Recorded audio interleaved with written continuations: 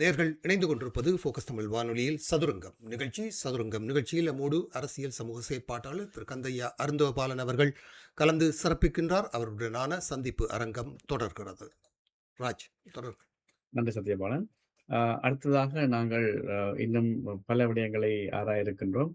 அதில் முதலாவதாக தற்பொழுது அல்லது அண்மையில் நடைபெற்ற யாழ் மாவட்ட ஒருங்கிணைப்பு குழு கூட்டத்திலே நடந்த குளறுபடிகள் அல்லது ஏற்றுக்கொள்ளப்பட முடியாத வார்த்தை பிரயோகங்கள் சம்பந்தமாக விமர்சனங்கள், காணொலிகளை எல்லாம் நாங்கள் பார்த்திருந்தோம். இது தொடர்பாக நீங்களும் அவதானிப்பு செலுத்தியிருப்ப நினைக்கின்றேன். இது தொடர்பாக உங்களுடைய கருத்து, உங்களுடைய விமர்சனம் என்ன என்று அறிய விரும்புகின்றோம். ஒரு கூட்டத்தை நாங்கள் நடத்துகின்ற பொழுது அந்த கூட்டம் எவ்வாறு ஒரு பயனுறுதியாக, ஒரு எஃபெக்டிவ்னஸ், ஒரு பயனுறுதியாக இருக்க வேண்டும் என்பதில அந்த கூட்டத்தினுடைய பங்காளர்கள் எல்லோருக்கும் ஒரு விழிப்புணர்வு தேவை. அந்த பயனுறுதி என்பது அந்த பங்காளர்கள் இருந்தாலும் கூட அதன் தலைமைத்துவம் மிக முக்கியமானது. எப்படி ஒரு ஒரு கூட்டத்தை நடத்துவது, அது கூட்டங்கள் வெவ்வேறு வகைப்படும். இது ஒரு பரந்த அடிப்படையிலான ஒரு கூட்டம். அதாவது இங்கே பங்கு பெற்றவர்கள் ஒரு வகையில், ஏதோ ஒரு வகையில் மக்களின் பிரதிநிதிகளாகவும் அரசாங்க துறை தலைவர்களாகவும் இப்படி ஒரு உயர்ந்த ஒரு நிலையில் இருக்கின்ற ஒரு கூட்டம். அப்ப உயர்ந்த ஒரு நிலையில் இருக்கிற கூட்டம் இது எவ்வாறு நடத்த வேண்டும் என்பதில எல்லோருக்கும் ஒரு தெளிவு இருக்க வேண்டியது அவசியம். எவ்வாறு நாங்கள் பொதுவாக கூட்டப்படுகிற ஒரு கூட்டம் தான் அந்தந்த திணைக்களங்கள்லையும் ஏனைய இடங்கள்லையும் எவ்வாறு கூட்டப்பட வேண்டும் என்பதற்கான ஒரு முன்மாதிரியாக இருக்க வேண்டும். ஆனால் இவ்வாறான கூட்டம் எவ்வாறு நடத்தக்கூடாது என்பதற்கான ஒரு முன்மாதிரியான கூட்டம். அதை நாங்கள் தெளிவாக விளங்கிக்கொள்ளும். ஏன் இதுல இப்ப பங்கு பெற்ற ஒவ்வொரு திணைக்கள தலைவர்களும் போய் தங்களை ஆட்களை சந்திக்க போறாங்க. அப்போ ஒரு ஒரு ஒரு கூட்டம் எப்படி நடத்த வேண்டும் என்பதை ஒரு ஒரு முன்னுதாரணமாக நடத்தி காட்டுவதனூடாகத்தான் அதை பரவல்படுத்த முடியும். ஆனா இங்க அது மோசமான இது பெரும்பாலும் பப்ளிக்கான கூட்டம் அல்ல. இது தெரிவு செய்யப்பட்ட ஒரு வகையில் படித்தவர்கள் கூடுகின்ற ஒரு கூட்டம் தான் இது, பல்வேறு துறை தலைவர்கள். அப்ப அவ்வாறான ஒரு நிலையில இந்த கூட்டத்தை எவ்வாறு நடத்த வேண்டும் என்பதில் மிக தெளிவாக இருக்கணும். ஆனால் எவ்வாறு நடத்தக்கூடாதுல அவர்கள் அது செய்திருக்கிறார்கள். இதுல நான் முழு பிழையை நான் சொல்வது தலைமையைத்தான் நான் சொல்வேன். எப்பொழுதும் ஒரு ஒரு கூட்டம் சரியான முறையில் நடத்த வேண்டும் என்றால் சரியான திட்டமிடல் என்பதற்கு மேலாக அது நடத்துகிற அந்த அளவையும் சரியான முறையில அவர் வழி நடத்த, அதான் தலைமை. ஒரு கூட்டத்துக்கான தலைமை என்பது சும்மா தலைமை கதிரையில இருக்கிறது அல்ல, செயற்பாட்டின் ஊடாகத்தான் தலைமை. எப்பொழுதும் பதவிகள் என்பது அந்த பதவியில் இருக்கின்ற நபர்களின் ஊடாகத்தான் பெருமைப்படுமே ஒழிய பெயர்களினால் அல்ல. நான் ஒரு அதிபராக பாடசாலையில் இருக்கிறேன் என்றால் அந்த அதிபர் கதையால எனக்கு வர மதிப்பை விட நான் அந்த கதையிலிருந்து எப்படி இயங்குகிறேன், என்ன செய்கிறேன் என்பதுதான் அங்க முக்கியமானது. எனவே இங்கே தலைவர் நெறிப்படுத்த வேண்டும். அவர் இந்த கூட்டங்களை நெறிப்படுத்த வேண்டிய ஒரு தேவைப்பாடு இருக்கிறது. அதே வேளையில் பங்காளர்கள் தங்களுடைய பொறுப்பு கடமைகள் என்னதை வடிவாக தெளிவாக விளங்கிக் கொள்ள வேண்டும். இவ்வாறான ஒரு உதாரணம் சொல்றேன். இவ்வாறான ஒரு கூட்டத்தில ஒருவர் கதைக்கின்ற பொழுது நிச்சயமாக அந்த நேரத்தில மற்றவர்கள் கதைக்க கூடாது. அவர்களுக்கு நேரம் இருக்குது. இப்ப பார்லிமெண்ட்ல என்ன நடக்கின்றது, பார்லிமெண்டேரியன்ஸுக்கு என்ன அதேதான் நீங்க கடைபிடிக்க வேண்டும். அவர்களுக்குரிய நேரம் ஒரு விஷயத்தை கதைக்க, அது தொடர்பான கருத்து வேறுபாடுகள் இருந்தால் தன்னுடைய நேரத்தை கதைக்க வேண்டும். இது ஒருவர் கதைக்க வலிக்கிட்ட உடனே அதை அப்படியே முடக்கிறதுக்கான முயற்சிகள் செய்வது எல்லாம் ஒரு ஒரு ஒரு கூட்டத்துக்கான அழகான விஷயம் அல்ல. அது ஒன்று. அப்ப சரியான முறையில அந்த கூட்டத்தை நடத்த வேண்டிய தலைவர் அதை சரியான முறையில் நடத்தவில்லை. இதுக்கும் ஆளுநரும் இருந்தார்கள், அங்கால அரசாங்க அதிபர் இருந்தார்கள், முழு பொறுப்பும் சந்திரசேகர் இருந்தார்கள். அப்ப இவர்கள் எல்லாம் ஒரு ஒரு ஆளுநர், ஒரு கடந்த காலத்தில ஒரு அரசு அதிபராக இருந்தவர் இப்போ ஆளுநராக இருக்கிறார். இன்னொரு அரசு அதிபர் என்று சொன்னால் உங்களுக்கு தெரியுமா, நிர்வாகத்தில் ஒரு மாவட்டத்தில் உயர்ந்த பதவி.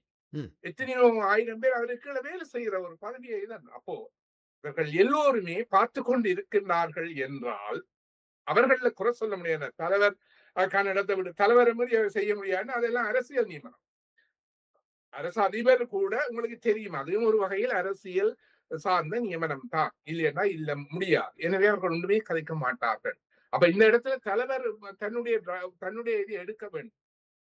இன்றைக்கு தமிழரசு கட்சியை நான் இந்த இதுல உதாரணம் சொல்றேன். தமிழரசு கட்சியின் நிலைமை வந்ததுக்கும் மாவை சேனாதிராஜா சரியாக தன்னுடைய தலைமைத்துவத்தை போனாதான் பிரதான காரணம். பல சந்தர்ப்பங்களையும் சொல்லியிருக்கிறேன். தலைமை அங்கே பிளவிடுதுன்னு சொன்னால் எல்லாம் குளறுபடியாகத்தான் போகும். அப்ப ஒருவர் கதைக்கிறாருன்னா உடனடியா தலைவர் சொல்லணும், மீது உங்களுக்கு நேரம் தரப்படும், நீங்க இதை குழப்பாதீங்க உண்டு. இப்படியான வார்த்தைகள் பயன்படுத்த நான் உங்களை வெளியில விட்டுருவேன், இந்த கூட்டத்திலே அனுமதிக்க முடியாது. ஏன்னா அவருக்கு அந்த ரைட்ஸ் இருக்குது, கட்சி இருக்கின்றது. நியாயமாக சொன்னால் ஏனையவர்கள் அதுக்கு ஒத்துழைப்பார்கள், அந்த நியாயத்தை ஒத்துழைப்பார்கள். ஆனால் அங்கே எந்த விதமான கட்டுப்பாடுகளும் இல்லாமல் இது எல்லாம் அந்த அவுட்டு விட்ட மாடுகள் மாதிரிதான் இதில் எல்லாம் ஒரு தங்கள் இது என்ன இருக்கோ இது இல்லாமல் இந்த இடத்துல அர்ச்சுனா எல்லா இடத்திலையும் ஒரு குழப்பகரமாகத்தான் இருக்கு. அர்ச்சுனாத கருத்துக்கள் சரி பிள்ளைன்னு நான் சொல்ல. ஆனால் அதை ஒருவர் கதைக்கின்ற பொழுது அதை குறுக்கிடக்கூடாது, கூடாது. பண்பற்ற வார்த்தைகளை சொல்லக்கூடாது.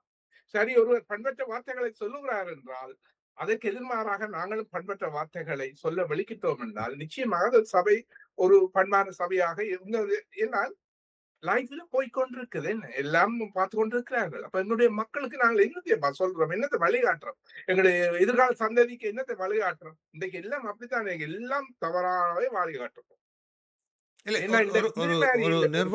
நடந்தது செய்தியில மட்டும் வர விஷயம் இல்லையே. முந்தைய செய்தி வருகின்ற பொழுது கூட பத்திரிகைகள் மிக ஃபில்டர் பண்ணித்தான் செய்திகள் போடும். ஏன்னா சமூக நோக்கு அவைகளுக்கு இருந்தது. இப்ப அப்படி இல்லை, பத்திரிகைகளும் அப்படி செய்யறது இல்லை. இப்ப லைவ் எல்லாம் யூடியூப்காரர்களை பொறுத்த மட்டும் இப்படியான விஷயங்கள் தான் அவர்களுக்கான வாய்ப்பை தருகின்றது. அப்ப எது மக்களுக்கு கொண்டு போக கூடாதோ அதே தான் அவர்கள் ஹைலைட் பண்ணி கொண்டு போகிறார்கள். அப்ப இப்படியான ஒரு நேரத்துல அங்க இருக்கக்கூடியவர்கள் தான் மிக மிக இன்னும் சுதாரித்து கொண்டு என்ன கதைக்கலாம், எப்படி கதைக்கலாம், எப்படி நடக்கும் என்ற விஷயங்கள்ல அவர்கள் எடுக்க வேண்டிய முடிவை ஒளி. அப்ப இது அங்க பங்கு பெற்றவர்கள் தலைமையில் உள்ள பிரச்சனை தான். ஆனால் இப்படியும் யோசிக்கலாம், ஏன் இப்படி அவருடைய இயலாமையா, தலைவருடைய இயலாமையா, அல்லது வேண்டும் என்றே விடுறார்களா என்ற ஒரு கேள்வி எல்லாம் தானே. வேண்டும் என்றே இவ்வாறான நிலைமைகளை எங்களிடையில உருவாக்கி எங்கள் சமூகத்தை ஒரு கட்டுக்கோப்பற்ற ஒரு காட்டுமிராண்டித்தனமான சமூகமாக உருவாக்கி கொள்வது சில வேளைகளில் அவர்களுக்கு அது வாய்ப்பாக நன்மையாக இருக்கலாம். அப்படி சிந்திக்கிறதுல தவறும் இல்லை. நாங்கள் அப்படி செய்கிறார்களான்னு யோசிக்க வேண்டி இருக்கின்றது. ஏனென்றால் இப்படி ஒரு மிகவும் மோசமாக பார்த்து கொண்டிருப்பவர்களுக்கு, அங்கே இருப்பவர்கள் பார்த்து கொண்டிருப்பவர்களுக்கு ஒரு மோசமான நிலைமை இருக்கின்ற பொழுது தலைவர் அர்ச்சுனா கிள்ளி போட்டு கிளுகிழப்பு கட்டி போட்டு போறாருன்னா என்ன நிலைமையப்பா இது? இல்லை, நான் கேட்பது என்னவென்றால் இந்த அபிவிருத்தி சபை கூட்டங்களில் எடுக்கப்படுகிற முடிவுகள் நிர்வாக ரீதியாக எந்தளவு தூரம் அமுல்படுத்தப்படுகிறது? அது அங்கு ஒரு முடிவெடுத்தால் அதுக்கு சட்ட ரீதியான வலு இருக்கிறதா, அல்லது அது ஒரு சஜஷன் மட்டுமா? இல்ல, நிச்சயமாக அங்கு எடுக்கப்படுகின்ற தீர்மானம் எடுக்கப்பட்டால் அதுக்கு சட்ட ரீதியான வலு இருக்கின்றது. ஆனால் எப்பொழுதும் சட்டங்கள் என்பது அது நடைமுறைப்படுத்துவர்கின்ற கைகள்லாம் இருக்குமே ஒழிய சட்டம் எழுத்துல இருந்தால் எது நடக்க போறது இல்லை. இப்ப நீங்க பாத்தீங்கன்னா இலங்கையிலேயே நிறைய சட்டங்கள் இருக்கு. இலங்கையில இல்லாத சட்டங்கள் இல்லை, ஆனா இலங்கையில அவ்வளவு சட்டம் இன்னும் மோசமாக எல்லாம் நடக்கின்றது. இதுதான் காரணம். அதாவது சட்டத்தை எப்படி கையாளுகிறார்கள் என்பதுதான். இப்ப உதாரணமாக மாவட்ட சபை கூட்டத்தில் பரவலாக எல்லாருடைய அழுத்தத்தின் காரணமாகவும் சில வேளை தேசிய மக்கள் சக்தி இப்பொழுது ஆட்சி விரும்பாத ஒரு தீர்மானம் எடுக்கப்பட்டு விட்டால் அதை நடைமுறைப்படுத்துகின்ற பொழுது அவர்கள் நடைமுறைப்படுத்துவது யார்?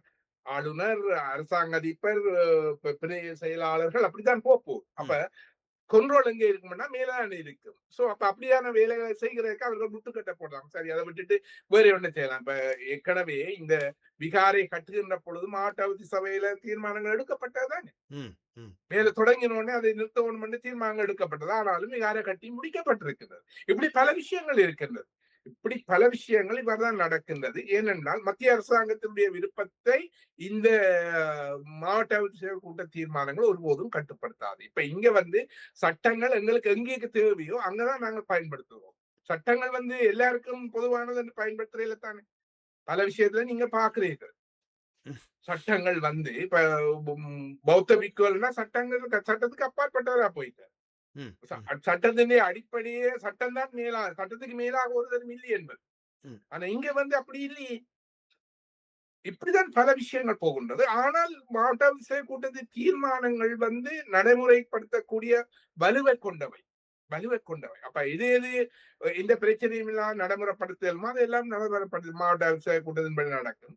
எங்கெங்க சிக்கல் வருதோ, அதாவது எங்க முரண்பாடுகள் வருதோ, சரி இப்ப உதாரணமா தீர்மானம் எடுக்கின்ற பொழுது தேசிய மக்கள் சக்தி மக்களும் ஒரு உள்ளூராட்சி மன்றத்துக்கு இடையில இங்க முரண்பாடு வந்தால் இது முடிவுதான் மேலோங்கும். அது இருக்கட்டுக்கும் இப்படிதான் செய்யுங்கன்னு சொல்லி போட்டு அல்லது செய்யாமல் அதை விட்டுட்டு போற தன்மை எல்லாம் அங்க இருக்கின்றது. இதுதான் எங்களுடைய அரசியல் பிரச்சனை இதோட சம்பந்தப்பட்டதான் இருக்கின்றது. ராஜ் ராஜ் உங்களுடைய ஆம்.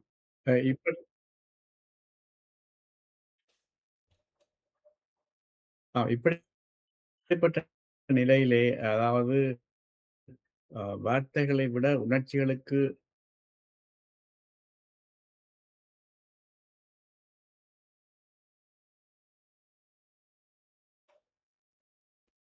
உங்கள் அழைப்பு தெளிவாக கேட்கவில்லை எனக்கு. ஓ ராஜ் உங்களுடைய அழைப்பு தெரிய கேட்கலையோ? இப்ப கேக்குதா? கேக்குது, நிக்குது, கேக்குது, கப்பா. இணைப்பு சரி. பிரச்சனை. சரி.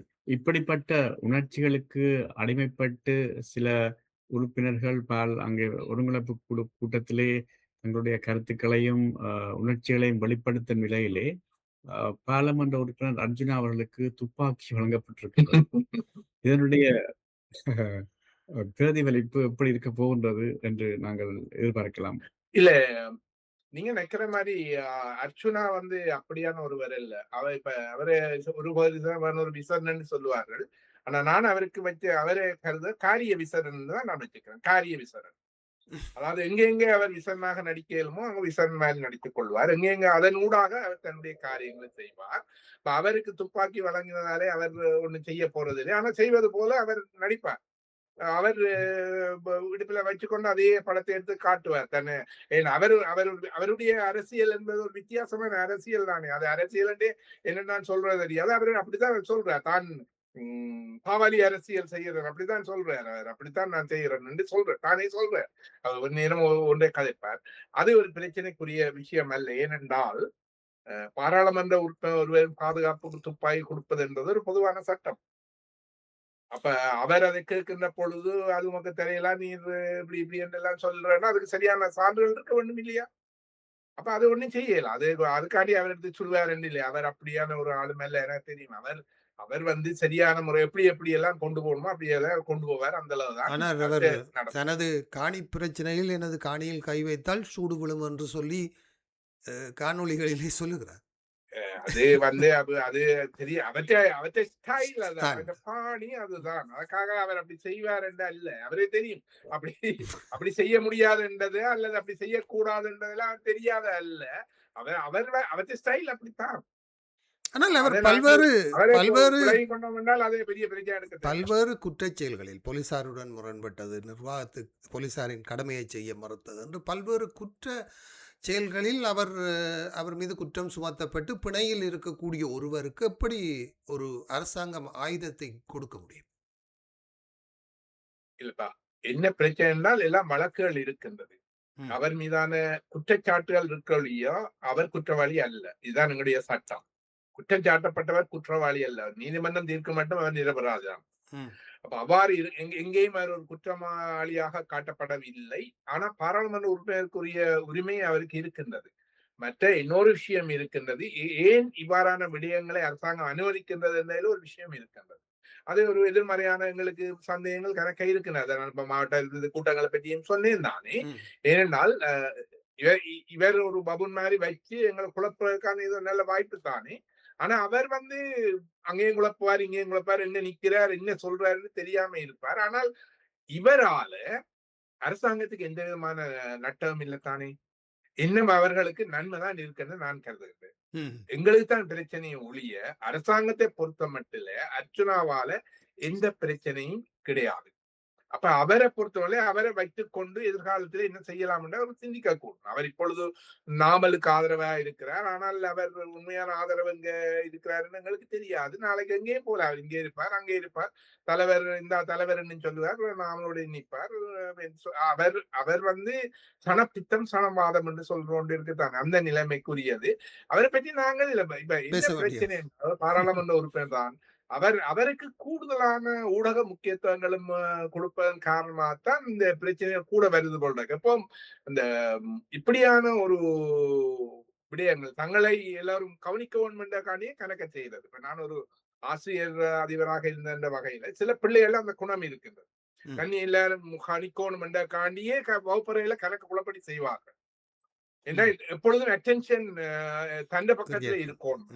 இதை நாங்கள் சுதந்திரத்தையும் பார்க்கிறோம். நீங்க பார்க்க வேண்டும். சுதந்திரனும் ஒரு ஒரு ஒப்போசிட்டான விடயங்களை சொல்லி அதை செய்வதன் நோக்கமே தன்மீதான ஒரு அட்டென்ஷனை ஏற்படுது. இது அரசியல்ல இருக்கக்கூடிய விஷயங்கள் தான். ஏன்னா அரசியல்வாதிகளை பொறுத்தமட்டில் தங்கள் ஊடகங்களும் மக்களும் தங்களை எப்பொழுதும் காய்த்து கொண்டிருக்கணும் என்று விரும்புறது அது இயல்பான விஷயங்கள். அப்ப அதற்காக அவர்கள் எப்படி இவர் கொஞ்சம் எக்ஸ்ட்ரீம் அந்த இவர் கொஞ்சம் உச்சத்துல நிக்கிறார். அதான் ஒரு இது. அது அந்ததான் இந்த உச்சம் என்பது இந்த காலத்தோட அவர்கள் போயிடும். வேற ஒண்ணு செய்யலாதான். இப்ப எங்கட சிஸ்டத்தின் படி ஒரு முறை ஒரு பாராளுமன்ற உறுப்பினர் தெரிவு செய்த 5 பேர் சொன்னோம். அந்த அளவு போத்தான் ரீகால் பண்ற சிஸ்டம் எங்கள்கிட்ட இல்ல தானே. அது ஒண்ணும் செய்யலாது. நாங்கள் விதைத்ததை நாங்களே அறுவடை செய்ய வேண்டிய ஒரு தேவைதானே. நாங்கள்லாம் அவரை இதண்ட இல்லையே நியமன உறுப்பினர் இல்லையே, மக்களால தெரிவு செய்யப்பட்ட ஒருவர். சரிதானோ. அப்ப நாங்கள் சாய்த்து கொண்டுதான் போகணும் சில வேளைகள்ல என்ன செய்யலாம். பாராளுமன்ற உறுப்பினர்களுக்கான பென்ஷனை நீக்குவதற்கான ஒரு சட்டமூலம் கொண்டு வந்திருக்கிறார்கள். ஆகவே அது கொஞ்சம் ஆறுதலான விஷயம் என்று நம்புகிறேன் அவர்களுக்கு. இல்ல அவர் திரும்ப வேலை போலாம் தானே. சரி, ராஜ் தொடரும். அடுத்தபடியாக முன்னாள் அமைச்சரும் யாழ் மாவட்ட பாராளுமன்றமான டக்ளஸ் தேவானந்தா அவர்கள் ஒரு துப்பாக்கி பாதாளத்துக்கு சென்று விட்டது என்ற காரணத்தினால் கைது செய்யப்பட்டு இப்பொழுது புனையிலே விடுதலை செய்யப்பட்டிருக்கின்றார். இது தொடர்பாக உங்களுடைய கருத்து என்ன? என்னுடைய நான் பதிவு போட்டுக்கிறேன். இந்த அவருடைய கைது என்பது நான் தேசிய மக்கள் சக்தியினுடைய ஒரு அரசியல் நோக்கம் கொண்ட ஒரு நாடகமாக என்னுடைய அவதானிப்பு இருக்கின்றது. அதாவது அவரை உண்மையான நோக்கத்துடன் அவர் செய்த குற்றங்களுக்கான அல்லது குறிப்பிட்ட குற்றத்துக்கான தண்டனைகளுக்குரிய ஒரு விடயமாக அவரை கைது செய்திருக்காருன்னு நான் கருதவில்லை. அவரை கைது செய்வதன் ஊடாக சில அரசியல் நோக்கங்களை அவர்கள் அடைந்து கொள்கின்ற நோக்கில் கைது செய்திருக்கலாம். நிச்சயமாக டக்ளஸை கைது செய்தல் என்பது, அவரை நீதிமன்றத்தில் நிறுத்துவது என்பது அரசாங்கத்தையும் இராணுவத்தையும் நீதிமன்றத்தில் நிறுத்துவதற்கு ஒப்பானது. அதை நாங்கள் தெளிவாக விளங்கிக் கொள்ள வேண்டும். நிச்சயமாக டக்ளஸ் அவ்வாறான நிலைமை வருகின்ற பொழுது அவர் நிச்சயமாக நீதிமன்றத்தில் கடந்த கால விஷயங்களை எல்லாவற்றையும் நிச்சயமாக சொல்லுவார். என்ன நடந்தது இங்க? இதான் நடந்தது. அரசாங்கம் அவரை பயன்படுத்தியது, அவர் அரசாங்கத்தை பயன்படுத்தி இருக்கிறார். இதான் பரஸ்பரம் பயன்படுத்தி இருக்கிறார்கள். இவரும் நன்மை பெற்றிருக்கிறார், அரசாங்கம் அதிக நன்மை பெற்றிருக்கிறது. எனவே இவர் அதாவது 2 பேர் செய்த ஒரு களவில ஒருவர் மீது மட்டும் குற்றங்களை சுமத்துகின்ற பொழுது அவர் சும்மா இருக்க போறதில்லை.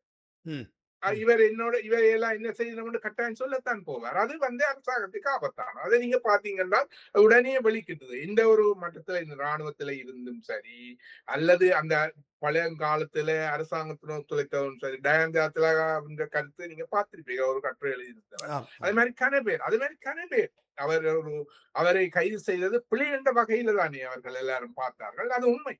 அவர்களை பொறுத்தமட்டில் டக்ளஸை கைது செய்வதோ குற்றத்தினால் தண்டனை வழங்குவதற்கு கொண்டு செல்வது என்பது அவர்களை பொறுத்தமட்டில் ஒரு வகையில் தற்கொலைக்கு ஒப்பானது. பல விஷயங்கள் வெளிப்படும். அது சர்வதேச ரீதியாகவும் பல தாக்கத்தை கொண்டு வருவதற்கான வாய்ப்புகள் இருக்கின்றன. அதாவது எங்களோட பிரச்சனை இருக்கின்ற பொழுது, மனித உரிமை இதுல இருக்கின்ற பொழுது, சர்வதேச ரீதியாக கலைக்கப்படுகின்ற பொழுது இவ்வாறான பிரச்சனைகள் வரும்.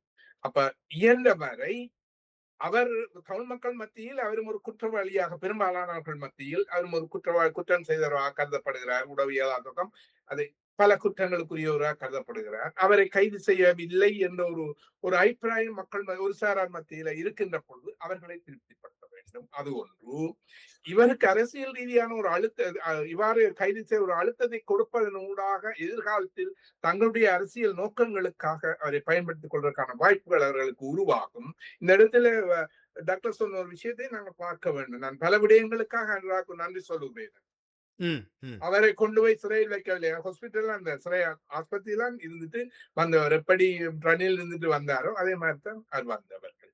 நிச்சயமாக இந்த அவரை கைது செய்த அல்லது அந்த சுட்டப்பட்ட குற்றம், கைது செய்யப்பட்ட சட்டம், அது பயங்கர தடை சட்டத்தில் கைது செய்யப்பட்டது. உண்மையில் இந்த குற்றத்துக்கும் அந்த சட்டத்துக்கும் இடையில அவர் பிணையை கொடுக்க கூடாது, கொடுக்காம விட்டுருக்கலாம். இங்கே பிணை கொடுக்காது என்பது சட்டமாதியத்தினோட இவைகளோட சம்பந்தப்பட்ட விஷயம். அப்ப அவர்கள் சரியான முறையில் அழுத்தம் கொடுக்காவிட்டால் நிச்சயமாக பிணை வழங்கப்படுவது இயல்பானது. அப்ப அவர்கள் பிணை வழங்கப்பட்டிருக்கிறது என்பதை கொண்டே அது இறுக்கமானது இல்லை என்பதை நாங்கள் விளங்கிக் கொள்ள முடியும். சாதாரண சட்டம் அல்ல, சாதாரண குற்றம் அல்ல. எத்தனையோ பேரை கொண்டதற்கான குற்றம் இது. அது மாத்திரம் இல்ல, இது ஒரு துப்பாக்கி அல்ல, இன்னும் பல துப்பாக்கிகள் T56 தொடக்கம் பல துப்பாக்கிகள் கொடுக்கப்பட்டிருக்கு. அப்ப அது ஒரு முக்கியமான பிரச்சனை. ஆனால் இது டக்ளஸ் மீதான நடவடிக்கை என்பது ஒரு வகையில் ராணுவத்தின் மீதான நடவடிக்கையா தான் பார்க்கப்பட வேண்டும், அரசாங்கத்தின் மீதான நடவடிக்கையா தான் பார்க்கப்பட வேண்டும். அப்ப அதை நிச்சயமாக யாரும் விரும்ப மாட்டார்கள். அது நிச்சயமாக யாரும் அரசாங்கம் விரும்பாது நிச்சயமாக. இப்ப ராணுவத்தின் மீது குற்றச்சாட்டுகள் சுமத்தப்படுகின்ற பொழுது அதை ஒன்றும் செய்யாம இருக்கிற காரணம் என்ன? அரசாங்கம் அப்படி செய்ய முடியாது. ஏன்னா அப்படி அரசாங்கத்தின் மீது செய்தால் ஜேவிபி அதுக்குள்ள காரணமாக வரும். இவர்கள் ஆட்கள் திரட்டி கொடுத்தவர்கள், இவர்கள் அதுக்குள்ள ஈடுபட்டு இருக்கிறார்கள், இவர்களும் குற்றவாளியாக வெளியில வரும். இண்டை செம்மணி இது கூட அவர் அதை நீத்து போகத்தான் செய்வார்கள். அவர் அப்படிதான் சொல்லியிருக்கிறார், சிறையில இருந்து அவர் சொல்லியிருக்கிறார். அவர்கள் உண்மையாக விசாரிக்கிற நிலைப்பாடுல இல்லை என்பதை அவர் சொல்லியிருக்கிறார். இதுதான் உண்மை, இதுதான் யதார்த்தம்.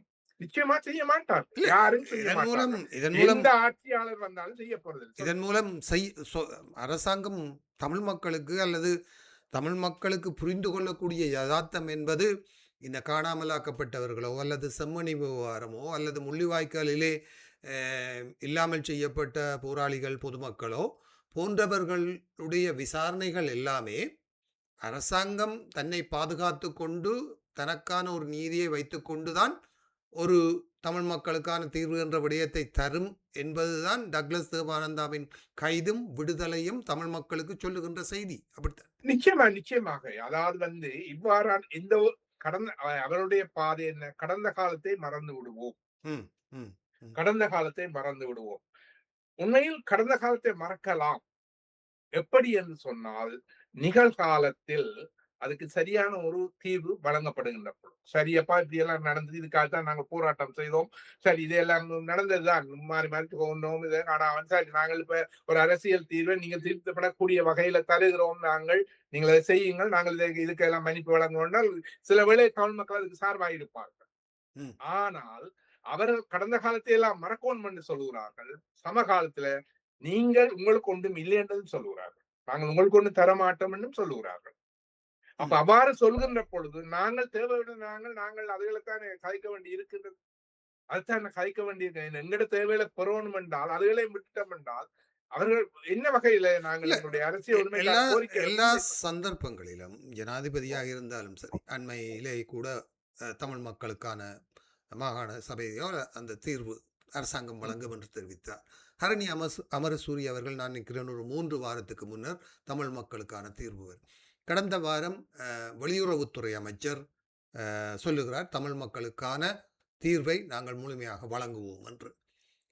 இந்த அரசாங்கம் இப்போது 1.5 வருடங்கள் அவர்கள் தொடர்ச்சியாக அதை வலியுறுத்தி வருகிறார்கள், தமிழ் மக்களுக்கான தீர்வை தருவோம் என்று. ஆனால் இவ்வாறான கேள்வி என்னவென்றால், இவ்வாறான கருத்துக்கள் எல்லாம் அரசு தரப்பிலிருந்து வெளிவரும் போது உடனடியாகவே தமிழ் தலைவர்கள் அதற்கு கடுமையான எதிர்வினையை ஆற்றி கடந்த காலங்களை எல்லாம் ஒரு உதாரணமாக காட்டி இவர்கள் செய்ய மாட்டார்கள் என்ற ஒரு பிரச்சாரத்தை கடுமையாக முன்னெடுக்கிறார்கள். இது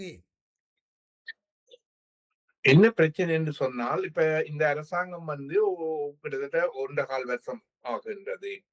இப்படியேதான் சொல்லிக் கொண்டிருக்கிறார்கள். இந்த அரசாங்கம் இலங்கை ஒரு தேசிய அடிப்படையில் சில விஷயங்களை குறிப்பாக ஊழல் செய்தவர்களுக்கான இது நடவடிக்கை என்பது கூட அது கஷ்டம். ஆனால் இவர்கள் தரப்புல ஊழல்கள் முன்னிய மாதிரி இல்லை என்பது அதை காலம் போகத்தான் அந்த விஷயங்கள் எல்லாத்தையும் ஆட்சி வருகின்றப்பதான் இன்னும் பல விஷயங்கள் வரக்கூடும். ஆனா ஒரு வகையில பெட்டர் தான், அதாவது இதுவரை இருந்த ஆட்சிகளை விட ஒரு இலங்கையர் என்று நாங்கள் பார்க்கின்ற பொழுது இது முன்னேற்றகரமாக இருக்கின்றது என்பதை நாங்கள் ஏற்றுக்கொள்ள வேண்டும். அதிலே இந்த உடன்பாடும் இல்லை.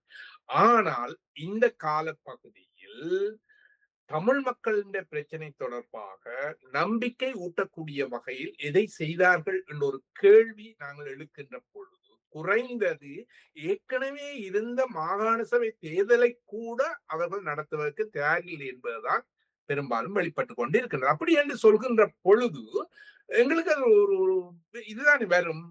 ஏதாவது ஒரு நம்பிக்கை தான், சொல்வதனூடாக நம்பிக்கை உணவு தருவேன் தருவேன் என்று சொல்ல இப்படித்தானே காலங்காலமாக எல்லாரும் சொல்லிக் கொண்டு வரார்கள். மஹிந்த ராஜாவுக்கு 13+ என்று சொன்னார்கள். இந்த ரணில் இந்த நல்லாட்சி காலத்தில் எல்லாம் வரவு சரி, இனி பாராளுமன்றத்தில் போடுவதுதான் என்றார்கள். இப்படியெல்லாம் ஏமாற்றுவதுதான். ஏனால் எப்பவும் எங்களுக்கு ஏமாற்றியதன் காரணமாக நாங்கள் இப்போ ஐயத்தோடு தான் பார்ப்போம். அப்ப ஐயத்தை தீர்க்க வேண்டும் என்று சொன்னால் அவர்கள் நீங்க இப்போ மாநசபையை நடத்துமோ, நாங்கள் புதிய அரசியல் திட்டம் முதல் அப்படித்தானே சொன்னவர்கள். புதிய அரசியல் திட்டம் வரும் என்று மாகாண சபை தேர்தல் நடக்கும், மாநசபை நடக்கும் என்று. ஆனா அதை கூட நடத்தையிலே. அப்படி நடத்தி இருந்தா கூட நீங்க சொல்ற ஒரு கேள்வியில சரி நாங்கள் இப்படி சொன்னவர் அரசியலமைப்பு செய்ய போறார்கள், சரி நாங்கள் ஆதரவு வழங்குவோம், கதைச்சு செய்வோம். நாங்க ஒன்றும் தமிழ் மக்களை பொறுத்த மட்டில் ஏதாவது தமிழ் மக்களுக்குரிய சிறப்பான இது ஏதாவது இருக்கான்னு நீங்க சொல்லுங்க. அப்படி ஒன்றுமே இதுவரை இல்லை. அந்த அவ்வாறு இல்லாத பொழுது என் மீது நம்பி, ஏனென்றால் கடந்த கால ஒருவர் என்னை எடுத்துக்கொண்டா கூட என்னுடைய கடந்த காலத்தை வச்சுத்தான் நிகழ்காலத்தை எல்லாம் தீர்மானிப்பார்கள். அப்ப நான் கடந்த காலத்துல இல்லை போல, கடந்த காலத்தை போல நான் இப்போது இல்லை என்பது என்னுடைய நடத்தையிலான் இருக்கு, என்னுடைய வார்த்தையில் அல்ல. என்னுடைய நான் என்ன செய்கிறேன் என்பதை, ஏன்னா கடந்த காலத்துல வார்த்தையை கொண்டு நாங்கள் அவர்களை தீர்மானிக்கலையே, கடந்த காலத்துல அவர்களுடைய நடத்தைகளை கொண்டு நாங்கள் தீர்மானிக்கிறோம். எனவே நடத்தையினூடாகத்தான் இல்லை என்பதை தீர்மானிக்க வேண்டும். ஆனா அவர்கள் இதுவரை நம்பிக்கை ஊட்டக்கூடியதாக எதுவும் செய்யவில்லை. அவர்கள் அவர்களுடைய வார்த்தைகளின் ஊடாக எங்கள் மக்களை நம்ப செய்து வாக்குகளை பெறுவதற்கும் தங்களுடைய அதிகாரத்தை கைப்பற்றுவதற்கும் தான் முயற்சிக்கிறார்கள் என்றுதான் நான் கருதுகிறேன். ராஜ், அடுத்த கேள்விக்குள் செல்லலாம், நேரம் கடந்து கொண்டே இருக்கிறது. ராஜ் வணக்கம். ராஜனுடைய இணைய இணைப்புகள் கொஞ்சம் சிக்கல. அவருடைய இணைய இணைப்பு பிரச்சனை. ராஜ் வணக்கம். வணக்கம். பேசுங்கள். வணக்கம்.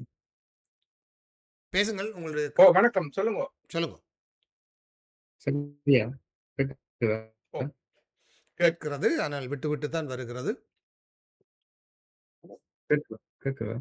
கேட்குதா இப்ப? ஆமாம், கேட்கிறது.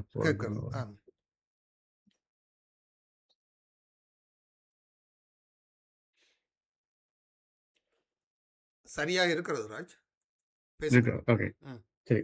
அடுத்தபடியாக தமிழரசு கட்சியின் முக்கிய பாராளுமன்ற உறுப்பினர்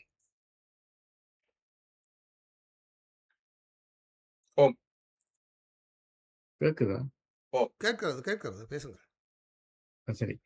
முக்கிய பாராளுமன்ற உறுப்பினர் சிவஞானம் ஸ்ரீதரன் அவர்களுக்கான குற்றச்சாட்டுகள் தமிழரசு கட்சியினுடைய அரசியல் குழுவினால் சுமத்தப்பட்டிருக்கின்றன. அதாவது அரசியல் அமைப்பு சபையிலே ஒரு இராணுவ அதிகாரிக்கு அரசாங்க நியமனம் வழங்குவதற்காக அரசாங்கத்துடன் சேர்ந்து பரிந்துரை செய்ததாக குற்றம் சாட்டப்பட்டிருக்கின்றது. இது தொடர்பாக அவரை அரசியல் அமைப்பு சபையிலிருந்து ராஜினாமா செய்யுமாறு ஒரு தீர்மானம் எடுக்கப்பட்டுள்ளதாக தமிழரசு கட்சியினுடைய செயலாளர் அண்மையிலே தெரிவித்திருக்கின்றார். இது தொடர்பான உங்களுடைய கருத்தை அறிய விரும்புகிறேன். இன்றைக்கு தமிழரசு கட்சியை பொறுத்த மட்டில ஒரு 2 அணியாக இருந்து ஒவ்வொரு அணியும் மற்ற அணியை எவ்வாறு கீழ்த்தரமாக மாற்றுவதும் அவர்களுக்கான சங்கடங்கள் விலங்குகளை போடுவதும் என்பதில் மிக முக்கியமாக ஈடுபட்டு கொண்டிருக்கின்றார்கள் என்பதை நாங்கள் புரிந்து கொள்ள வேண்டும். ஆனால் இதால அழிகிறது தமிழ் மக்கள் என்பதை அவர்கள் புரிந்து கொள்கிறார்கள் இல்லை. கட்சி என்று இல்லை. இப்ப நாங்கள் எப்படி என்றால், நாங்கள்லாம் பெரிய கட்சி, நாங்கள்லாம் கூட வச்சுக்கிறோம், நாங்கள்லாம் மக்களை கூட அதையா சேர வேண்டாம், அதன் மாதிரி நடக்கவும் வேணும். ஆனால் அவ்வாறு சொல்லிக்கொண்டு மக்களின் இதில் எல்லாவற்றையும் மிக மோசமாக நலன்களை பாதிக்க வகையில நடக்கிறார்கள் என்பதை முதல் நான் இதில் பதிவு செய்ய விரும்புகிறேன். 2வது, 2 தரப்பிலையும் நேர்மையானவர்கள் அல்ல. அது சுமந்திரனாய் இருந்தால் என்ன, ஸ்ரீதரன் நேர்மையானவர் அல்ல. நேர்மையானவர் யாருக்குன்னா மக்களுக்கு. மக்கள் பிரதிநிதிகள் எப்பொழுதும் மக்களுக்கு நேர்மையானவர்களாக இருக்க வேண்டும். ஸ்ரீதரன் தொடர்பாக பல்வேறு குற்றச்சாட்டுக்கள் அல்லது பல்வேறு ஐயங்கள் தொடர்ந்து இருந்து வருகின்றது என்பது உண்மை. ஆனால் ஸ்ரீதரன் மீதான குற்றச்சாட்டுகளை சுமத்துவதற்கான தார்மீக உரிமை இவர்களுக்கு இருக்கா என்றால் அதுவும் இல்லை. அப்படி என்றால் இவர்கள் ஏன் அதை செய்கிறார்கள் என்றால் ஸ்ரீதரனை இந்த அரசியல் அரங்கிலிருந்து அகற்ற வேண்டும் என்று விரும்புகிறார்கள். நான் சில இதை எதிர்கூற இந்த விடயத்துல எதிர்கூறுறேன். நான் நினைக்கின்றேன் ஸ்ரீதரனை கட்சியிலிருந்து அகற்றிவிட்டு அந்த இடத்துக்கு சுமந்திரன் பாராளுமன்ற உறுப்பினராக வருவதற்கு விரும்புகிறாரோ என்ற ஒரு ஐயம் இருக்கின்றது. இரண்டாவது, சில வேளைகளில் இந்த அரசாங்கம் அந்த ஐக்கிய ராட்சி, அதாவது அந்த கடந்த நல்லாட்சி காலத்தில் கொண்டு வந்த அரசியல் யாப்பை அதை ஏதாவது செய்ததற்கு சுதந்திரனுடைய அந்த பங்களிப்பை விரும்புவதாக அல்ல சுதந்திர பங்களிக்க விரும்புவதாகவும் அதன் ஊடாக அரசாங்கத்தோடு ஒரு இணக்கப்பாட்டுக்காக சுதந்திரன் போகக்கூடிய அரசாங்கத்தோடு ஏற்கனவே நல்ல நிலையில இருக்கிறார். அவரே சொல்லி இருக்கிறார், நல்ல நிலையில் இருக்கிறார். அப்படி போற ஒரு எண்ணப்பாடும் இருக்கும் என்று நான் கருது. இது என்னுடைய ஒரு ஊகம். அந்த ஒரு ஊகத்தின் அடிப்படையில் தான் கரதுரைப்பற்றினுடைய நிலைமை அரசுக்கு சார்பாக திட்டமிட்டு நகர்த்தப்படுகிறதா என்ற ஐயமும் எனக்கு இருக்கிறது. கரதுரைப்பற்று உங்களுக்கு தெரியும், முதலாவது கரதுரை பிரதேச போயிட்டது, இப்பொழுது கூட்டுறவு சங்கமும் போயிருக்கிறது, தேசிய மக்கள் சக்தியின் கைவசம் போயிருக்க நாங்க பாக்குறோம். அதாவது அனுர அரசுக்கான சுமந்திரன் தரப்பினுடைய ஒரு பச்சை கொடியாக இருக்குமோ என்ற ஒரு ஊகம் எனக்கு இருக்கின்றது. இது இப்படித்தான் நான் பாக்குறேன். அதாவது அரசுக்கு ஒரு பச்சை கொடி காட்டி ஒரு இணக்கப்பாட்டை இவ்வாறு தெரிவிப்பதன் ஊடாகவும் சமகாலத்துல ஸ்ரீதரனை கட்சி கட்டுப்பாடு ஊடாக நீக்கி போட்டு அந்த இடத்துக்கு பாராளுமன்ற வருவ முயற்சிப்பதாக கூட அதுல ஊகம் கொள்வதற்கு இடம் இருக்கின்றது. ஏன்னா சுமந்திரன் அவ்வாறு செய்யக்கூடிய ஒருவர் அதுல என்ன அதற்காக ஸ்ரீதரன் ஒரு நேர்மையானவர் அல்ல, மக்களுக்கு விசுவான அவரும் இது இப்படித்தான் ஒரு குட்டையில் உரிய மட்டைகள் தான். அவர் இன்னொரு பக்கத்து குட்டை, இது இன்னொரு மட்டை என்ற மாதிரி தான் எல்லாரும். அவரும் அப்படி ஒரு காலம் நேர்மையாக இருந்ததில்லை. இனி இந்த விஷயத்துல கணக்காய்வு நியாயத்துக்கு வருவோம். இங்கே கணக்காய நியாயமா வர வேண்டியவர் எந்த பார்வையில அவர் இராணுவமா அல்லது என்று நாங்கள் பார்க்கறதை விட அந்த பதவிக்கு பொருத்தமானவரா என்றதான் நாங்கள் பார்க்கிறோம். அதுதான் நாங்க முக்கியமானது. ஸ்ரீதரனுக்கு ஆதரவு அளித்தாரா இல்லையா என்பது. ஏன் ஸ்ரீதரனுக்கு ஆதரவு அளித்தார் பெருசா இருந்தால் ஸ்ரீதரன் தான் அதுக்கு எதிராக கதைக்கிற, தேசியத்தை பற்றி கூட கதைக்கிறது, அப்படியெல்லாம் கதைக்கு போட்டு வெளிப்படையா கதைக்கு போட்டு அங்கவே இரகசியமா செய்கின்ற பொழுது கட்டாயம் பிரச்சனை தானே. நீ உண்ட மனச்சாட்சிக்கு விசுவாசம் இல்லாதான் செய்யற அர்த்தம் இல்லையா? அதை நியாயப்படுத்தும் அல்ல ஸ்ரீதரன், அதை நியாயப்படுத்தும் இல்லை. இந்த விஷயம் தான், அதுல எந்த தவறும் இல்லை, அதுக்காக நாங்கள் தேசியத்தை விட்டு கொடுத்தான்னு. ஆனா ஸ்ரீதரன் ரெண்டுமே இல்லையே, அப்ப அது தவறு தானே. ஆனால் என்ன பொறுத்தவரை இதைத்தான் பார்க்கணும். அந்த அடிப்படையில பார்க்கின்ற பொழுது அவர் ரணசிங்கா என்பவர் அந்த கணக்காய நாயகத்துக்கு எந்தவித பொருத்தமற்றவர். அவர் இராணுவத்தினுடைய கணக்குகளை பார்த்து, அதுவும் ஒரு சீஃப் அக்கவுண்டரா வந்தது ஒரு 6 மாதம் தான் அவருடைய அந்த பதவியில இருந்தவர். எப்பொழுதும் இப்படியான இதுக்கு சிவில் அதாவது கணக்காத்தில இருந்து அனுபவம் பெற்றவர்கள் நியமிக்கப்படுவதுதான் பொருத்தமான விஷயம். ஆனால் ஸ்ரீதரன் அதுக்கு ஆதரவு எதிர்வென்றதாலே அங்கே ஒண்ணு நடக்க போற இல்லை. நீங்க அதுக்கு பிறகு நடந்த இன்னொரு நியமனத்தை எதிர்கட்சிகள் எல்லாரும் ஆதரித்து நியமனம் செய்திருக்கிறார்கள் ஒரு ராணுவ அதிகாரிய ஒரு தேவைக்கு. அப்ப அது ஒரு முக்கியம் அல்ல, பொருத்தப்பாடுதான் என்னன்னு நாங்கள் இங்க பார்க்க வேண்டும். மற்றது இராணுவத்தினுடைய அந்த கணக்காய்வாளர் நியமனத்தில ஒரு இராணுவத்தை நியமிப்பதன் ஊடாக அவர் தகவல் வாய்ந்தவர் என்று வைத்துக் கொள்வோம். நியமிப்பதன் ஊடாக தமிழ் மக்களுக்கு என்ன பாதிப்பு ஏற்படும்? நிச்சயமா எங்களை பாதிக்கக்கூடிய வகையில ஒரு உதாரணம் ஒரு ஆளுநர் அணுவானியது அதை நாங்கள் எதிர்க்கலாம். இது எங்களுக்கு பொருத்தப்பாடு இல்லை. அல்லது ஒரு துறையில கொண்டு ராணுவத்தை எங்களுக்கு போட்டால் நாங்கள் எதிர்க்கலாம். எங்களுக்கு பாதிப்பை வரக்கூடிய இது கணக்காய்வாளர் நியாயம் என்ற ஒரு அமைப்பு. அவர் என்ன செய்ய போற? தமிழ் மக்களுக்கு எந்த விதமான ஒரு பாதிப்போ நன்மையை செய்யக்கூடிய பதவி அது அல்ல. ஆனால் நாங்கள் இந்த ஒரு கவுன்சில், ஒரு அரசியலமைப்பின்படி அந்த கவுன்சில் அரசமைப்பு கவுன்சில் என்பது அது அதிகாரம் பொருந்திய உண்டு. ம், அப்படி இருக்கின்ற பொழுது அங்கே அரசியல் பக்கத்தை விட்டுட்டு அந்த பதவிகளுக்கு பொருத்தமானவர்களைத்தான் நியமிக்க வேண்டும். இது ஸ்ரீதரனுக்கு மட்டும் சொல்ற விஷயம் அல்ல, அனுராவுக்கு உரிய விஷயம்தான். ஒரு அனுரா வந்து ஒரு சிபாரிசு செய்கின்ற பொழுது அதுக்கு பொருத்தமானவர்கள் சிபாரிசு செய்ய வேண்டும். அவரும் அரசியல் செய்ய, எல்லோரும் அரசியல் தான், எதிர்கட்சி எதிர்ப்போரும் அரசியல் செய்கிறார்கள், அனுரவும் அரசியல் செய்கிறார். இங்க ஸ்ரீதரனும் அரசியல் தான் செய்கின்றது. ஏன்னா ஸ்ரீதரனை பொறுத்த மட்டில் ஒன்று வெளிச்சமாக இருக்கின்றது. அவர் இங்க சுமந்திரன் தரப்பா தமிழர் கட்சியின் ஒரு தரப்பினாலையும் அவர் நெருக்குதலுக்கு உள்ளாரு. அப்ப அவ்வாறு நெருக்குதல் உள்ளாகின்ற பொழுது அவர் நிச்சயமாக இன்னொரு பக்கத்துக்கு சாய வேண்டிய ஒரு நிலைமை இருக்கின்றது. ஏன்னா ஏற்கனவே உண்மை என்னென்றால் இந்த நக்கினார் நாவடார் என்ற ஒரு இது இருக்குத்தானே. நாங்கள் அரசாங்கத்தில் இந்த அரசாங்கத்தமா ஏதாவது ஒரு ஒரு ஒழுங்கு ரீதியற்ற ஒழுங்கற்ற ரீதியில பெற்றிருந்தோம் என்றால் நிச்சயமாக நாங்கள் அதை அனுசரித்து போன்ற ஒரு கட்டாயத்தில் தள்ளப்படுவோம். இப்ப நான் அதுக்கு அனுசரித்த பெற்ற கண்டனியாண்டு அப்படி எல்லாம் இல்லை. நாங்கள் நிலைமையை வச்சு ஒரு மதிப்பீடு செய்கிறோம். நிலைமை வச்சு ஒரு மதிப்பீடு செய்கிறோம். ஏனென்றால் ஸ்ரீதரன் பல விஷயங்கள்ல சொன்ன விஷயங்களே பிறகு நிரூபிக்கப்படுகின்ற பொழுது பேசாம இருந்திருக்கிறார். இல்லை என்று சொன்ன விஷயங்கள் கூட நிரூபிக்கப்பட்டிருக்கிறது. நான் ஒரு கட்டுரையில எழுதியிருக்கிறேன். அப்ப நான் அப்படித்தான் பார்க்கிறேன். இதை வந்து ரெண்டு விஷயம் இங்க இவையில கட்சி சார்பா பார்க்கணும், கணக்கான நியாயம் என்று பார்க்கணும். கணக்கான நியாயத்துக்கு ராணுவமோ அல்லது யாரோ ஒரு பொருத்தமான நினைக்கணும். இப்படியான பதவிகளுக்கு சிவில் அமைப்புல அந்த துறை சார்ந்த மிக கூடிய வல்லமுள்ளவர்களை நியமிக்க வேண்டும் என்பது முக்கியமானது. ராணுவத்தை தவிர்க்க வேண்டும் என்பது ஒன்று. ஆனா இந்த அரசாங்கம் கூட அவ்வாறு இல்லை. இந்த அரசாங்கம் குற்றஞ்சாட்டப்பட்ட யுத்த குற்றம் சாட்டப்பட்டவர் அல்லது அந்த யுத்த காலத்தில் இருந்த ராணுவத்தையே தூதுவர்களாக நியமிச்சிருக்கிறதை நாங்க பார்க்கிறோம். இந்த அரசாங்கம் முந்தைய அரசாங்கம் இவைகளை நியமிச்சிருக்கிறார், பல பதவிகளுக்கு நியமிச்சிருக்கிறார். அப்ப இந்த அரசாங்கம் அதான் செய்கின்றது. ஆனால் இங்கே இவர்கள் வந்து அதை சிறு ராணுவத்துக்கு இவர் ஆதரவு வழங்கினார் என்பதை அரசியல் நோக்கத்துக்காக இவர் தூக்கி பிடிக்கிறார்கள். என்ன நாங்கள் ராணுவ தளபதிக்கு சரஸ்வன்சாக்கே நாங்க வாக்களிச்சினாங்களே என்ன கவர்மெண்ட் எல்லாரும் கேட்டுத்தானே வாக்களிச்சினாங்க. ராணுவத்தோடு நாங்கள் எல்லாம் பல வகையில கடந்த காலத்துல கூடி குழாவி நாங்கள் தான் ராணுவ பாதுகாப்போடு தான் நாங்கள் சுமந்திரன் அவர்கள் தான் அங்கீகரிக்கப்படாத உதவி பிரதமர் என்று தானே தன் வாயால சொல்லப்பட்ட விஷயம் எல்லாம் எங்களுக்கு தெரியும். அவருடைய பாதுகாப்பை பற்றி எல்லாம் உங்களுக்கு தெரியும். மக்கள் நம்ப மாட்டார்கள். ஆனா இதனூடாக எங்கட பள்ளியில் உள்ள ஊத்தைகளை நாங்கள் வெளியில மற்றவர்களுக்கு எடுக்கிறோம். அந்ததான் இதால பாதிக்கப்படுவதா இருந்தால் தமிழ் மக்கள் எங்களுடைய அரசு இதையெல்லாம் என்பிபிக்கு சாதகமான விஷயங்கள். நாங்கள் எங்களுக்கு அடிபடுவது எல்லாம் எதிர்த்தரப்புக்கு நல்ல வாய்ப்புகளை நாங்கள் தேடி கொடுத்து கொண்டிருக்கிறோம். எனக்கு அதுதான் ஒரு நோக்கம். இதெல்லாம் திட்டமிட்டு செய்யப்படுகின்றதா, இதெல்லாம் திட்டமிட்டுத்தான் இவ்வாறு செய்யப்படுகின்றதான்ற ஒரு நோக்கம் இருக்கின்றது.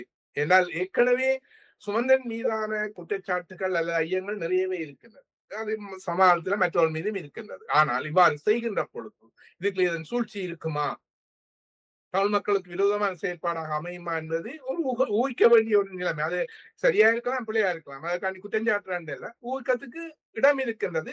நாங்க சொன்ன மாதிரி கடந்த கால செயற்பாடுகளையும் நாங்கள் தொகுத்து பார்க்கிறோம். சரி, இந்த வழியில் ஒரு நேயர் நம்மோடு இணைந்திருக்கிறார். அவரை சுருக்கமாக இணைத்துக் கொள்ளலாம். வணக்கம். வணக்கம் வணக்கம் சத்யபாலன் அண்ட் எங்களோட கல்லூரி ஆசிரியர்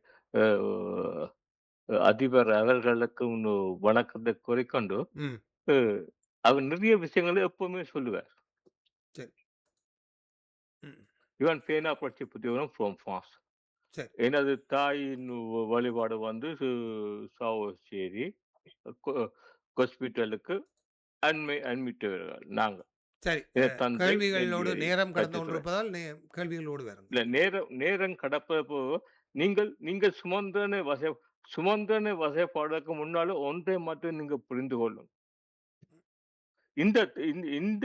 இந்த அரசியல் களத்திலே தமிழ் இனத்திற்காக போராடிய புலிகளை வெள்ளி அடிப்பதுனா தமிழினம் விடுதலை பெறுமா என்பதை இங்கே பேசிக்கொண்டு அவருடைய சாதி சமயம் எல்லாம் எனக்கு தெரியும்.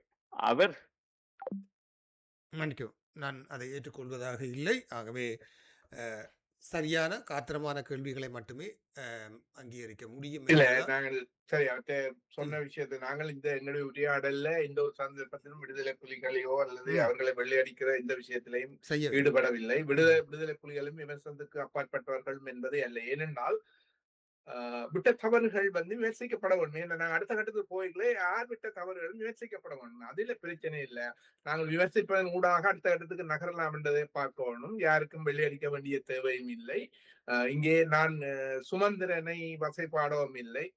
நிகழ்கால அரசியலை வைத்து நான் அவ்வாறு கூறுகின்றேன். நான் ம். எல்லாரையும் தான் எல்லாத்த தவறையும் தான் நான் கூறுகின்றேன் என்பது அந்த அன்புக்குரிய நேயர் அவர்கள் புரிந்து கொள்வார் நினைக்கின்றேன். நிச்சயமா, நிச்சயமா. நன்றி திரு அர்த்தவாளன் அவர்களே. ராஜ், நாங்கள் அந்த கடைசி கேள்வியிலே தொடர்பட்ட விடயமாக ஓ, ஸ்ரீதரன் அவர்கள் இந்த நியமனம் மட்டுமல்ல, ஓ, இழப்பீட்டு அலுவலகத்துக்கான 2 இராணுவ அதிகாரிகளோட நியமனத்துக்கும் ஆதரவளித்திருந்ததாக ஓ, இதற்கு முன்னர் சொல்லப்பட்டிருந்தது. ஓ. அப்ப 2 நிகழ்வுகளையும் சேர்த்துத்தான் அவர்களுக்கான அந்த ராஜினாமா செய்யுமாறு கோரிக்கை விடுக்கப்பட்டதாக. ஒரு விஷயம் அதான் நான் 2 விஷயம் சொன்னேன். என்னென்றால், ராணுவத்துக்கு ஆதரவு அளிக்கிறது வந்து ஒரு முக்கியமான விஷயம் என்று நீங்கள் அதை நான் ஏற்றுக்கொள்ளவில்லை. இல்ல, நீங்க ஒன்று சொல்லியிருந்தீர்கள் நான் சொல்றேன் தமிழ் என்னென்றால், மக்களுடன் தொடர்பட்ட இவர் வந்து விடயம். ஸ்ரீதரன் வந்து அந்த சபையில தமிழ் மக்களுடைய பிரதிநிதி அல்ல. அதை விளங்கிக் கொள்ளணும். தமிழ் மக்களுக்குரிய மட்டும் அல்ல. அவர் அதான் எதிர்க்கட்சியை சாராத ஏனைய எதிர்த்தரப்புகளுக்கான ஒரு பிரதிநிதி. அதை நாங்கள் விளங்கிக் கொள்ள வேண்டும். ம், அவர் தமிழ் மக்களுக்கான ஒரு பிரதிநிதியாக மட்டும் அங்கே செயற்பட வேண்டும் என்று நாங்கள் எதிர்பார்க்க முடியாது. ஆனா இயன்றவரை இவர் அதுல தவிர்க்கலாம் என்றது நான் ஏற்றுக்கொள்கிறேன். ம். ஏனென்றால் எங்களுடைய போக்கு எங்களுடைய செயற்பாடு சரி கட்சியும் அது விரும்புகின்றது என்றால் அது மாத்திரமல்ல உங்களுடைய நீங்கள் மக்களுக்கு சொல்லுகிற விஷயங்கள் ஸ்ரீதரன் வந்து மக்களுக்கு சொல்லுகின்ற விஷயங்களும் அப்படித்தானே இருக்கின்றது. அப்ப அப்படி நீ இங்க வந்து சொல்லி போட்டு ஒருவர் பேர்ந்து போய் அதுக்கு எதிர்மா செய்தது என்பது தவறு. தவிர்த்துக் கொள்ளலாம். அது தவிர்த்துக் கொள்ள வேண்டும் என்பது ஒரு விஷயம். அப்ப அந்த வகையில நான் அதை ஏற்றுக்கொள்கிறேன். ஆனால் அது வந்து அந்த அந்த விஷயத்தை தனிப்பட தவிர்க்கணும் என்று ஏற்றுக்கொள்ளும். அதற்காக ராணுவத்துக்கு ஆதரவு வழங்குகிறது இவர் தமிழ் பிரதி அல்ல. இவர் ஒரு எதிர்த்தரப்பில் உள்ள மற்றவர்களும் இருக்கின்றார்கள். கட்டாயம் இவர் அப்படித்தான் அவர் கேட்கலாம் தானே. எதிர்த்தரப்பில் உள்ள ஒரு சிங்கள சிறுபான்மை பிரதிநிதி ஒரு நீ நினைத்து வாக்களிக்க நானும் உங்களுக்கு தான் சப்போர்ட் பண்ண எங்கள் சார்பா தான் இருக்கு. நீ நினைத்த ஒரு கேள்வி கேட்டா அவர் என்ன வாங்க சொல்லலாம். கேட்கிற உரிமை இருக்குதானே அவருக்கு. அதான் நான் இதை கண்டித்த அம்பிகா சக்மநாதன் கண்டித்திருந்தவர். ம். அவர் முன்னால் ஒரு மனித உரிமை ஆணையாளராக ஒருவராக இருந்த சபையிலே இருந்த ஒரு ஆணையாளர். அப்ப அவர் இதை கண்டிக்கின்ற பொழுது அவர் எப்படி கண்டிப்பார்? மருமை ஆணையாளராக இருந்தவர் அவர் வந்து மனித உரிமைகளை பற்றி தான் பார்க்கணும். சிறுதண்ட உரிமையை பற்றி பார்க்கணும். அந்த அவரை தெரிவு செய்த பின்னுக்குள்ள அத்தனை பாராளுமன்ற உறுப்பினர் உரிமைகளை பற்றி பார்க்க வேண்டும். தெரிவு செய்யப்படுகின்ற அந்த இராணுவத்தினுடைய உரிமையை பற்றி அவர் இராணுவம் என்ற காரணம் இராணுவம் என்றதுக்காக அவர் தகுதியாக இருந்தார் என்றால் அதை நிராகரிக்கலாம் பிள்ளைதானே. இல்லை, இவர் ஒரு இந்த சிறுபான்மை ஸ்ரீதரனை நிராகரிக்கலாம். ஸ்ரீதரனை அரசியலமைப்பு சபைக்கு பிரேரித்த கஜேந்திரகுமார் பொன்னம்பலமே அவர் செய்தது தவறு, அவர் இதற்காக மன்னிப்பு கேட்க வேண்டும் அல்லது நடவடிக்கை எடுக்க வேண்டும் என்று சொல்லியிருந்தாரே. அதை அதை நாங்கள் எப்படி பார்க்க? அவர் பிரித்தது உண்மை. அவர் எந்த கட்சியில் இந்த கட்சியில் அவர் கூட ராணுவத்துக்கு இவர் ஆதரவு அளித்தது தவறு என்பதற்காகத்தான் ஸ்ரீதரனை கண்டிக்கிறார். அவர் அவர் அவற்றை இதெல்லாம் பாருங்க. கஜேந்திர குமாரினுடைய அந்த ராணுவத்துக்கு எதிரான நிலைப்பாடு எங்கேயும் உண்டாத்தான் இருக்கின்றது. சிறுவனுடைய நிலைப்பாடு தான் ரெண்டாக இருக்கின்றது. இங்கே ஒன்று சொல்வதும் அங்கே ஒன்று செய்வ இங்கதான் இதான் இந்த முரண்பாடு. நான் என்னுடைய இது என்னன்னு சொன்னால் இங்கே இந்த முரண்பாடு இருக்கலாம். நீ இங்க மக்களுக்கு என்ன சொல்றீரோ அதை மனச்சாட்சிப்படி நீ நடந்திருக்க வேண்டும். அல்லது அது சரியா இல்லையா அதை நியாயப்படுத்தினா அதை நியாயப்படுத்தி இருக்க வேண்டும். இது ரெண்டுமே இல்லை. கஜேந்திரகுமார் சொல்றாரு சரியா அவர் நடுநிலைமை ராணுவத்துக்கு எதிரான ஒரு நிலைப்பாட்டுல இருக்கிறார். அவர் சொல்வார். ஏன்னா அவருக்கு அந்த தார்மீக உரிமை இருக்கு இல்லையா.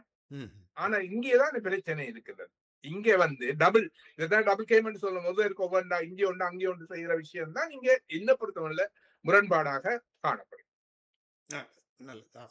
அடுத்த விடயமாக நீங்கள் சொல்லியிருந்தீர்கள் சுமந்திரனுடைய அந்த கோரிக்கையானது அரசாங்கத்துக்கு சார்பான சில நகர்வுகளுக்கு ஒரு முன் கட்டியம் காட்டுவதாக இருப்பதாக, அல்லது அது அந்த கருத்துரை பற்று பிரதேச சபையுடைய அந்த தெளிவுகளையும் கூட நீங்க உதாரணமாக காட்டியிருந்தீர்கள். அதாவது அப்படியானால் அப்படி ஒரு நெருக்கம் அரசாங்கத்துடன் அவருக்கு இருக்கும் என்று நாங்கள் எடுத்துக்கொண்டால், அவர் இதுவரை காலமும் தேர்தல் முடிந்த அந்த தினத்திலிருந்தே அதுக்கு முன்னர் இருந்தே அந்த பார் பெர்மிட் சம்பந்தமான விவரங்களை வெளியிடுங்கள் என்று அரசாங்கத்தை வற்புறுத்தி கொண்டு வருகின்றார். ஆனால் அப்படி ஒரு அரசாங்கத்துக்கு அல்லது இவர் சார்பாக அரசாங்கம் செயற்படும் அல்லது இவர் அரசாங்கத்துக்கு சார்பாக செயற்படுகிறார் என்று எடுத்துக்கொண்டால், அந்த விடயத்திலே அரசாங்கம் இவருக்கு ஆதரவான ஒரு முடிவு எடுக்கத்தக்க விதமாக அதை வெளியிட்டிருக்கக்கூடிய சந்தர்ப்பம் தானே கூடுதலாக இருந்திருக்கு. சரி, நல்ல ஒரு கேள்வி இது. இன்னும் காலம் போகவில்லை. இரண்டாவது, இன்னும் சில வியாபாரத்தை வருகின்ற பொழுது அரசாங்கம் வெளியிடக்கூடிய ஒரு நிலைமை இல்லை என்று நாங்கள் மறுக்க முடியாது. இரண்டாவது, இவர் ஒரு பார் பெர்மிட் சம்பந்தமாக வெளியிடப்படுகின்ற பொழுது எல்லாத்தையும் தான் வெளியிடுவாங்க. இவற்றை மட்டும் வெளியிடலாம். அந்த இதுல யார் யார் அதில ஏனைய பாதிப்புகளும் இருக்கும். அவர்களுக்கு வேண்டியவர்கள் அல்லது அப்படியான பாதிப்புகளும் இருக்கும். தனிய இவற்றை மட்டுமென்றால் அது பிரச்சனைக்குரிய விஷயம் அல்ல. ஆனால் இதுல ரெண்டையும் அப்ப அவ்வாறு எல்லாரையும் இருக்கின்ற பொழுது ஏதாவது பாதிப்பு வரலாம் என்ற ஒரு விஷயத்தை அவர்கள் பார்க்கலாம், அல்லது சட்ட ரீதியாக அது சரியோ ஒன்றும் அவர்கள் பார்க்கலாம். இதுல ஒரு விஷயம் இருக்கின்றது, பார் பெர்மிட் என்றது சட்ட ரீதியான ஒன்று. அந்த அரசாங்கம் நிதியமைச்சராக ரணில் இருக்கின்ற பொழுது நிதியமைச்சராக அந்த ப்ரொசீஜர்ஸின் படி கொடுக்கப்பட்டது. அப்ப அவ்வாறு கொடுக்கப்பட்டது இதுவரை காலம் அவ்வாறு கொடுக்கப்பட்டதை வெளியிட்டிருக்கிறார்களா? இல்லை. அப்ப இதே மட்டும் ஏன் வெளியிடணும் என்ற ஒரு கேள்வி இருக்கின்றது. அப்ப அதுக்கு அது ஒரு பிள்ளையான விஷயம் தானே. இதுக்கு முன்னரும் பல தடவைகள் பார் பெர்மிட் என்பது என்னுடைய கேள்வி என்னன்னு சொன்னால், இதே மாதிரித்தானே இதற்கு முன்னரும் வாகனங்களும் கூட பெர்மிட் மூலமாக எம்பிமாருக்கு வழங்கப்பட்டிருந்தது. ஆனால் அந்த விவரங்கள் வெளியிடப்படவில்லை. ஆனால் தற்பொழுது அரசாங்கத்திலே பார் பெர்மிட் அது ஆட்டோமேட்டிக்கா எப்படி என்றால், பார் பெர்மிட் கொடுக்கிறேன்னு சொன்னா வாகன பெர்மிட் கொடுக்கிறேன்னு சொன்னால் அத்தனை பாராளுமன்ற உறுப்பினர்களும் தான். அது யாரும் விலக்கு இல்லை. அதுல வெளியிடுறதும் ஒண்ணும் இல்லையா, சட்ட ரீதியான அது கேசட் நோட்டிபிகேஷன். அது பாராளுமன்றத்துக்குரிய தனிப்பட்ட சிறப்பு நடவடிக்கை. அது பாராளுமன்றத்தால் தீர்மானிக்கப்பட்டு பாராளுமன்றம் கொடுக்கப்படுவது. இது நிதியமைச்சு ஹஸ்தம் அந்த இதுக்குள்ள போறது, கலால் திணைக்களத்துக்குள்ள போற விஷயங்கள். அப்ப அதை நாங்கள் வெளியிடுகின்ற பொழுது ரெண்டு பிரச்சனை இருக்கின்றது. ஒன்று, எல்லாரையும் வெளியிட வேண்டும். இதுக்கு முன்ன அப்படி வெளியிடல, ஏன் அப்ப அரசியல் நோக்கத்திலான வெளிப்பாடு என்பது. இரண்டாவது விஷயம், இவர் மட்டும் இல்லை, இன்னும் பல அதுக்குள்ள சம்பந்தப்பட்டவர்களாக இருக்கக்கூடும். அப்ப அதனால வெளியிடப்படாமல் இருக்கலாம். மூன்றாவது, தேவைப்பட்டால் எதிர்காலத்திலும் அது வெளியிடப்படலாம். வெளியிடப்படாம பூட்டி வச்சா இல்லதானே. இன்னும் நெருக்கமாக வருகின்ற பொழுது ஏன் நான் அந்த ஊகங்களை வெளிப்படுறேன் என்று சொன்னால், மிக நெருக்கமானவர் தான் கரதுரை பற்றி இவரால் கொண்டு வரப்பட்டதுதான் அவர் பின்னர் இப்ப என்பிபியோட போய் நின்று படங்கள் எல்லாம் எடுத்து அவர்தான் அங்க என்பிபிக்கான விஷயத்தை இருக்கிறார். இவ்வாறு இவரை நிப்பாட்டினா பிறகும் பழைய கவனிங்கள், நிப்பாட்டினா பிறகும் கிட்டத்தட்ட ஒரு கிழமைக்கு பின்னர் இவருடைய மிகவும் நெருங்கிய கூட்டாளி, சுமந்திரனுடைய நெருங்கிய கூட்டாளி திரு கேசவன் சாயந்தன் முல்லைத்தீவுல போய் அங்கே மக்களுக்கு உதவி செய்திருக்கிறார். இவரை வச்சுதான் உதவி செய்கிறார். இவரும் அங்க படங்களை எல்லாம் போட்டிருக்கிறார்கள். அதாவது இவரை கொண்டும் கொடுக்கப்படுது. அங்கே கட்சி விலக்கின அரியர் சொல்லுவது என்ன, கட்சியில இருந்து விலக்கினா கடிதம் கிடைக்க இல்லையே. கட்சியை விலக்கினவரே எப்படி நீங்க விலக்கு கொடுத்து விட்ட நீங்கள் என்ற ஒரு கேள்வி கேட்கின்ற கட்சி, இன்றைக்கு கட்சியை விட்டு நீக்கினவராக நீங்கள் முன்னுக்கு வச்சு எப்படி கொடுத்தீர்கள் என்று தன்னுடைய சகாவை கேட்கவில்லை சுமந்திரன் அல்லது கட்சி. விளங்குவன் இதான் என்ற கட்சி. நான் தமிழரசு கட்சி, நாங்க தமிழரசு கட்சியில சிறுவேலையிலிருந்தே நான் அதுல ஊர்னபடியா நான் சொல்றேன்.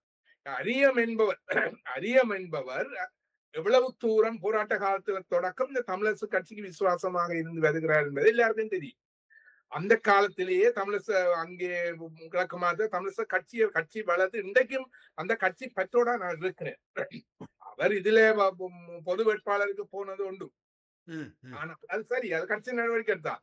ஒரு சாதாரணமாக அவரோட இணைந்த ஒரு பாராளுமன்ற உறுப்பினர், அவரோட சேர்ந்து இருந்த ஒருவருடைய அஞ்சலி நிகழ்வுல ஒரு விளக்கு கொளுத்துற கூப்பிட்டதையே நீங்கள் ஏன் அதை பெருசுபடுத்தணும்? குடிச்சு கொண்டு போறாரு.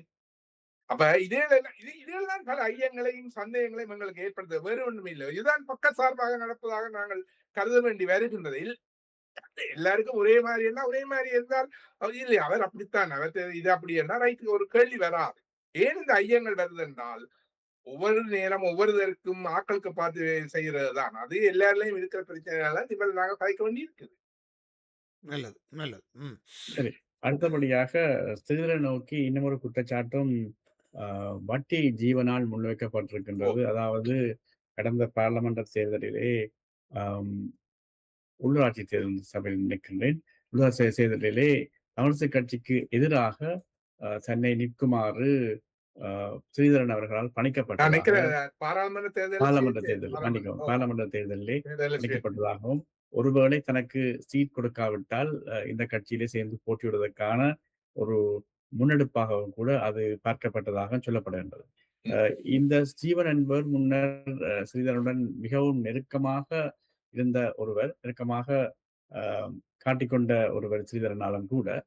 அப்படி இருக்கும் நிலையிலே இவருடைய இந்த மாறுபாடான கருத்துக்களுக்கு அல்லது குற்றச்சாட்டு பற்றி உங்களுடைய கருத்து அல்லது விமர்சனம் என்னவா இருக்கும்? என்ன பொறுத்தமல்ல ஜீவன் என்பவர் ஒரு நம்பிக்கைக்குரிய ஒருவராக நான் கருதவில்லை. அதே போல அதிலேயே சிறிதனும் அவ்வாறு செய்திருக்க மாட்டார் என்று நான் சொல்ல மாட்டேன். ரெண்டு பேருமே ஐயத்துக்குரியவர்கள் தான். இவர் சொல்வது உண்மையா அவர் செய்தது உண்மையா என்றது எனக்கு தெரியாது. ஆனா ரெண்டு பேரும் செய்யக்கூடிய இவரும் இவ்வாறு ஒரு பொய்யான அறிக்கையை விடக்கூடிய தன்மை உள்ளவர். அவரும் அவ்வாறு செய்திருப்பார். ஏற்கனவே சிறிதன் அவ்வாறு சுயேட்சையில பல எல்லாம் உருவாக்கி செய்திருக்கிறார். என்ன பிரச்சனைனா நீங்க இதைத்தான் பார்க்கணும்.